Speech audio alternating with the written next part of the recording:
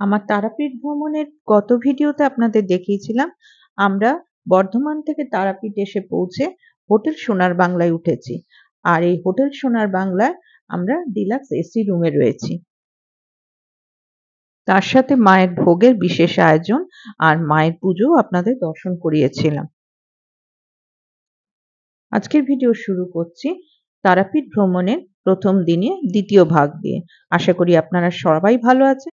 পশ্চিমবঙ্গের বীরভূম জেলার রামপুরহাট মহকুমার অন্তর্বর্তী আকালিপুর গ্রামে দেবী আকালির একটি বিখ্যাত মন্দির আছে, যা গুজ্জ মন্দির নামেও পরিচিত।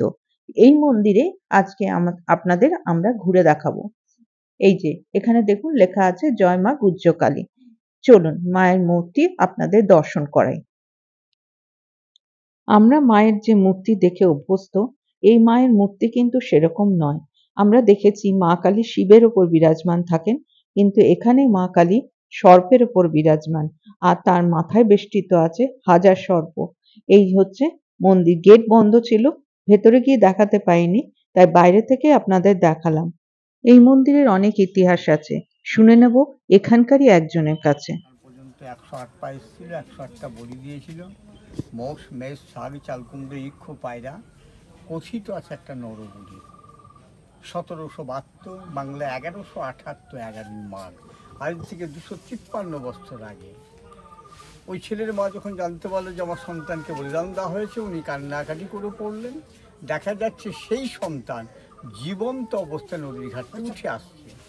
এগুলো কিন্তু প্রবাদ বাক্য, তর্কে যাব না, চর্মচক্ষু দিয়ে দেখিনি। বাপকর্তা বাবার কাছ থেকে শোনা কথা। মা নাকি নৈশলীলা করতেন, ঘুরে বেড়াতেন, চোর কাটাটা কিন্তু কাপড়ে লেগে থাকতো। আর এই যে মন্দিরটা, এটা অষ্টক কণাকৃতি মন্দির। আর এই বিগ্রহটা যেটা আপনারা দেখতে এসছেন, এটা কিন্তু ভুঁই ফুরে আপনা আপনি এখানে গজিয়ে উঠিনি, এটাকে নিয়ে আসা হয়েছিল। সেই প্রসঙ্গে আবার মতানৈক্য আছে।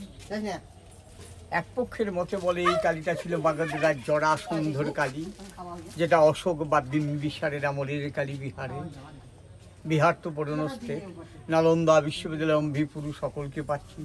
আবার কেউ কেউ বলেন যে কাশীর রাজা চৈত সিং, যেটা বেনারস, ওই নিজের বাড়িতে রাবিন স্কুপ মাটি খননের সময় এই বিশ্বের অদ্বিত কালীটা পান এবং অস্থায়ী একটা মন্দির তৈরি করে পুজো করতে লাগলেন। কান্ত পোদ্দার, যেটা কান্তমজি ব্রিটিশের পেটুয়া, যার বাড়ি বহরমপুর, মাননীয় লর্ড ওয়ারেন হেস্টিংসকে খবর দিয়ে দিলেন যে কাশীর রাজা চৈত সিংয়ের বাড়িতে একটা কষ্টি পাথরের মূর্তি আছে। হেস্টিংস এটাকে লুট করে নদীপথের ইংল্যান্ডে নিয়ে চলে যাচ্ছিলেন। তখনই আমাদের বাংলা বিহার উড়িষ্যার দেওয়ান ছিলেন মহারাজ নন্দকুমার, নবাব সিরাজউদ্দৌলার পতনের পর মির্জাফরের আমলে। উনি কলকাতার বিডন স্ট্রিটের ঘাটে ধরে নদীপথে এখানে পাঠিয়ে দিলেন, কারণ ওই নন্দকুমার যার ফাঁসি হয়েছিল, ওনার বাড়ি কিন্তু পাশের গ্রাম ভদ্রপুর। কিন্তু মাঝি মোল্লারাম এটাকে ভদ্রপুর আটকাতে পারেননি, হয়তো মায়ের ইচ্ছে জাগিনি, সকলের সঙ্গে মিশতে চেয়েছেন। তা ওখান থেকে এসে ওই যে বটগাছের গোড়ায় একটা গ্রিল দিয়ে ঘেরা আসন দেখে আসবেন, ওটাই কিন্তু মায়ের আদি আসন। নদীপথে নিয়ে এসে ওই আসনে প্রথম নামিয়ে, ঠিক আছে। ইনি হচ্ছেন গুজ্জ কালী। কালী তো বিভিন্ন রকমের হয়, সবই তো সাধকদের হিত বা মঙ্গলার্থ ব্রহ্মের যে কোনো একটা রূপ। সাধকার আঙ্গিকাঠায় ব্রহ্মের রূপকল্পনা। ওই মহাকালীর উপরে মাই যখন দক্ষিণ মিন্স ডান পাটা থাকে, আমরা সবাই ডাকি দক্ষিণা কালী। কেরালাবদে র্যাং ঘো র্যাং মুক্তকে এসি চতুর্ভুজাম। সেই কালী কিন্তু হাত দেখেছি গো চারখানা। আমি যদি জিজ্ঞাসা করি বলো তো বাবা চারখানা হাতের মানে কি, হয়তো উত্তর পাবো কিনা আমি জানি না।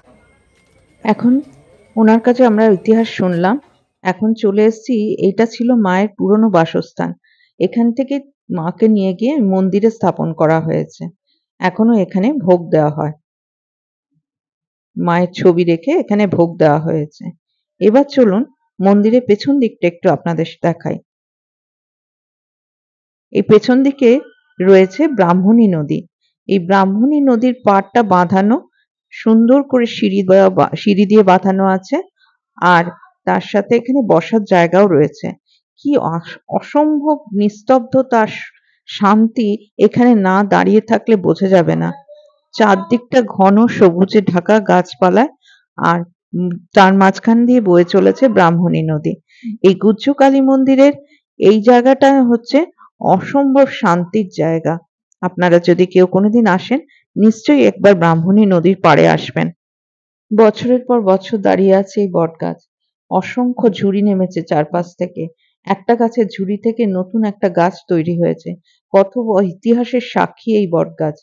দেখুন, এইভাবে বটগাছ কোনোদিন দেখেছেন? আমি তো দেখিনি।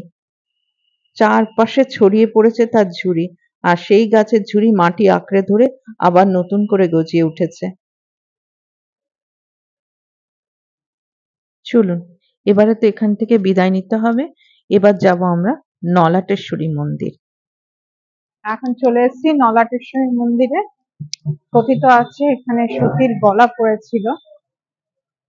এটা হচ্ছে নলাটেশ্বরী মন্দির, 51 সতীপীঠের অন্যতম সতীপীঠ এই নলাটেশ্বরী মন্দির।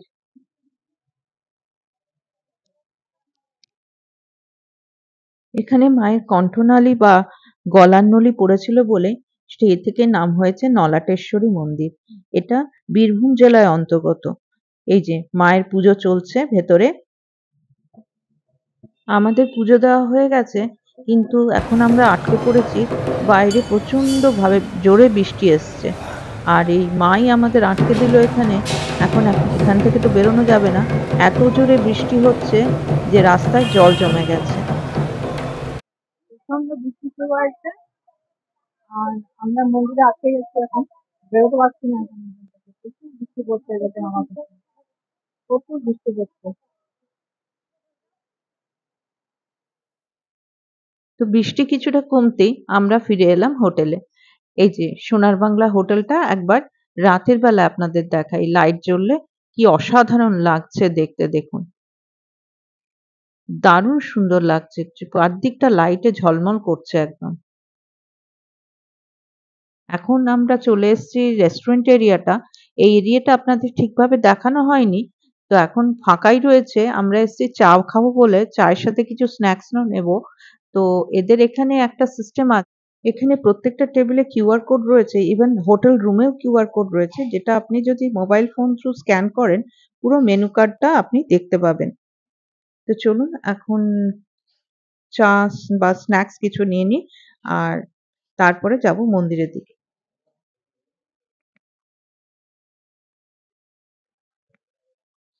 চলে এসছে আমাদের স্ন্যাক্স। আমরা নিয়েছি পনির পকোড়া, একটা প্লেটে 6 পিস রয়েছে। তো চলুন খেয়ে দেখি পনির পকোড়াটা কেমন। দেখতে তো ভীষণই সুস্বাদু মনে হচ্ছে, আর বেশ ভালো, দারুণ লাগছে দেখতে।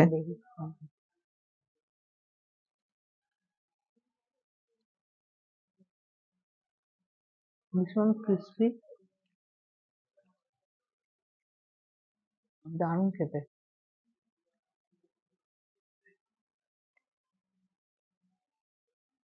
সম্ভব ভালো।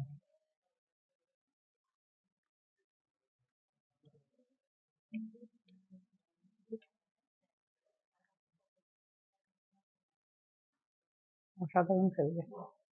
রাত্রিবেলা সুইমিং পুল এরিয়াটা একবার দেখুন, কি অসাধারণ লাগছে। জলের মধ্যে লাইট গুলো পড়েছে না, চকচক করছে।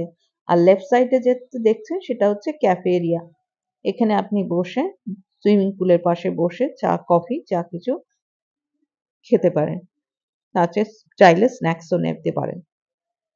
হোটেলটা কিন্তু দুর্দান্ত, কিন্তু অফকোর্স কস্টলি, আর যেটা হচ্ছে খাবার দাবারও কস্টলি। তো এখন চলে এসেছি আমরা মন্দির চত্বরে। সকালে আমাদের যে ধূপকাঠিগুলো দেওয়া হয়েছিল সেগুলো জ্বালানোর সময় হয়নি। এখন আমরা এসেছি সন্ধেবেলা মায়ের মন্দিরে সেই ধূপকাঠিগুলো জ্বালিয়ে দেওয়ার জন্য। অসম্ভব ভিড় এখনো, আর যত রাত বাড়ছে ভিড় বাড়ছে, কারণ কৌশিকী অমাবস্যা আছে, আর কৌশিকী অমাবস্যায় তো অসম্ভব ভিড় হবে। ইভেন যারা আমাদের হোটেল দিচ্ছিল তারাও বলছিল যে হোটেলের রেটও সেই সময়টা নাকি প্রচুর বেড়ে যায়। এখন চলে এসেছি কাকাতুয়া ল্যাংচা আর প্যাড়ার দোকানে। একটা পুরীতে কাকাতুয়ার যেমন দোকান আছে, এখানেও কাকাতুয়ার দোকান আছে। সবচেয়ে ভালো যে ঘিয়ে ভাজা প্যাড়াটা, সেটার দাম হচ্ছে 400 টাকা কেজি। তো আমরা সেখান থেকেই বাড়ির জন্য কিছু প্যাড়া কিনে নিলাম। মন্দির থেকে ফিরে চলে এসেছি, প্রচুর ভিড় মন্দিরে। এখন মন্দির থেকে আমরা ফিরে রুমে চলে এসেছি। তো তা আজকের ভিডিওটা এই পর্যন্তই রাখবো। আজকের ভিডিওটা এখানে শেষ করছি। আর কালকে তো আবার আমরা এখান থেকে চেক আউট করে যাব, কিন্তু তার আগে আরো দুটো জায়গায় যাব, সেগুলো আপনাদের সাথে শেয়ার করবো। তো ভিডিওটা নিশ্চয়ই কেমন লাগলো নিশ্চয়ই কমেন্ট করে জানাবেন। আর আমার চ্যানেলটা একটু সাবস্ক্রাইব করে আমার পাশে থাকবেন, আর ফ্রেন্ডস এন্ড ফ্যামিলির সাথে শেয়ার করবেন। সবাই ভালো থাকবেন, সাবধানে থাকবেন, সুস্থ থাকবেন। দেখা হচ্ছে খুব শীঘ্রই নতুন একটা ভিডিওতে।